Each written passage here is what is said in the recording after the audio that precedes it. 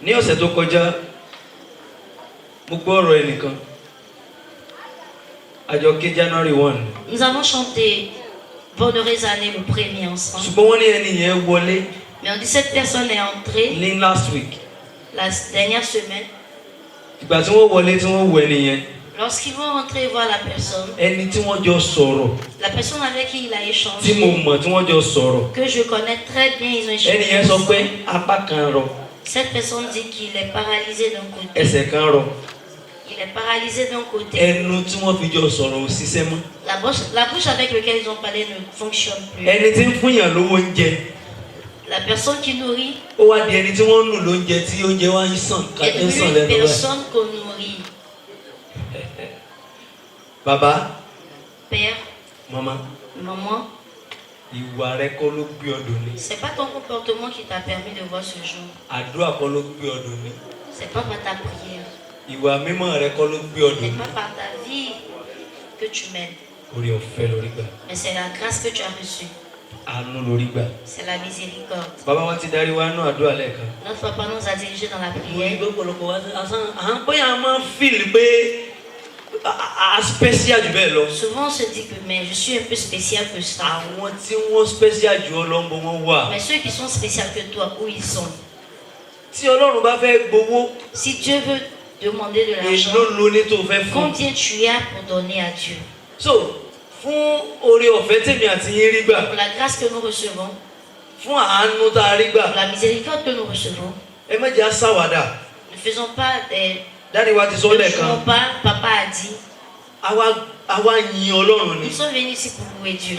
àwa júbà Ọlọ́run Nous ni, sommes venus adorer Dieu. àwa fi ògo fún Nous Ọlọ́run sommes ni. venus glorifier Dieu. Ọlọ́run náà wà níbí láti Dieu sọ fún wa est padà. ici pour nous le So rendre. fún oore ọ̀fẹ́ tèmi rí gbà, La grâce que j'ai reçue, mo sọ ní last week, je l'ai dit, màá tún sọ et lẹ́nu. je vais le répéter Kó tó di pé aujourd'hui. wọ́n bẹ̀rẹ̀ sí ní darí wa, Avant qu'on ne commence à nous diriger, kó tó di pé wọ́n bẹ̀rẹ̀ sí ní darí wa, avant qu'on ne commence à nous diriger, kó tó di pé wọ́n bẹ̀rẹ̀ sí ní kọrin, avant qu'on ne commence à chanter, àwọn olórin ti wà ń bí lóríṣiríṣi il láti y a darí. différents chants ici pour nous diriger dans la louange. Àwọn èèyàn ti wà ń bí láti mú wa lọ sí ìtẹ́ Ọlọ́run. Il y a des gens ici pour nous mener devant le trône Ṣùgbọ́n de Dieu. ìwọ ní ọ̀nà kan tó fi máa ń yin Il y Ọlọ́run. a une voie sur laquelle tu as pour habitude Tí d'aller Ọlọ́run fi máa ń gbọ́ tiẹ̀. et Dieu t'exauce. Tó ṣe pé àsìkò tó bá ṣe nǹkan yẹn, Et lorsque tu fais ces choses, ìwọ gan mọ̀ pé tu sais que inú Ọlọ́run dùn. Dieu est heureux.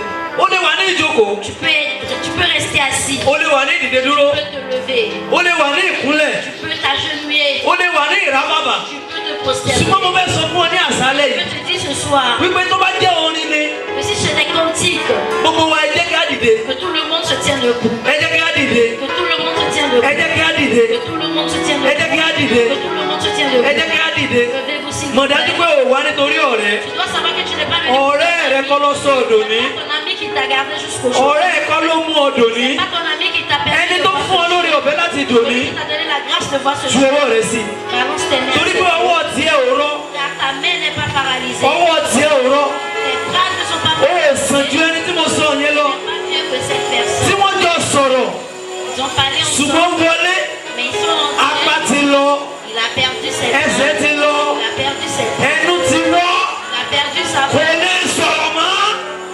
Ìwọ láǹfààní láti sọ̀rọ̀. Tu as la grâce de pouvoir. Ó láǹfààní láti ju owó Tu yẹn. as la grâce de pouvoir balancer ses Bẹ̀rẹ̀ sí ní mains. kọrin sí Ọlọ́run. Commence à chanter des cantiques à l'éternel. Kọrin sí. Mo fẹ́ gbóhùn wa. Des cantiques à Dieu. Mo fẹ́ gbóhùn wa.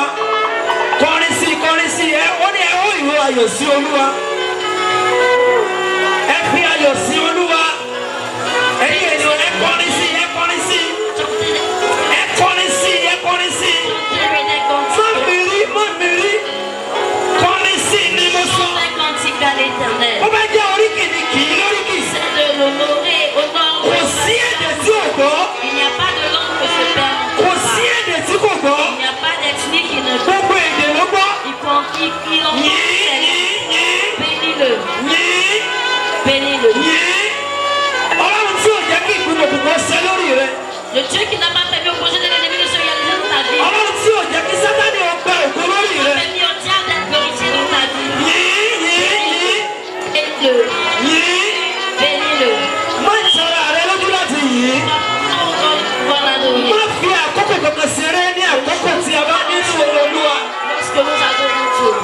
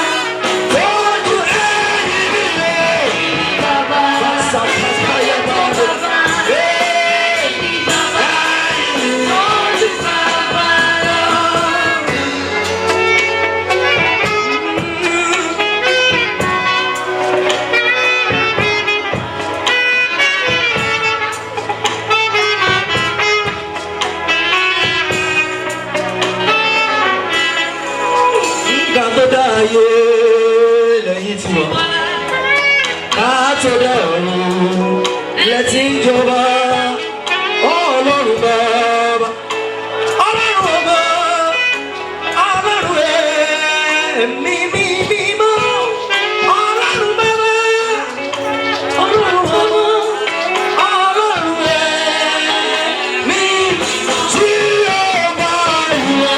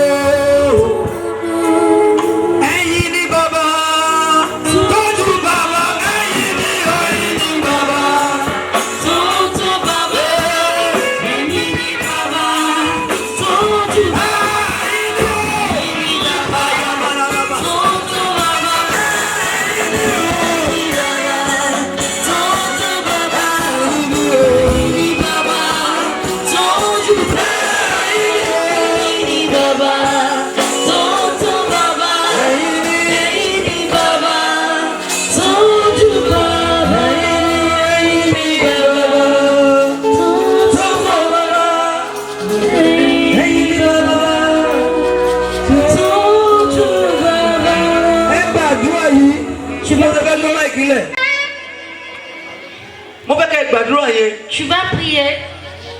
Olúwa. Seigneur.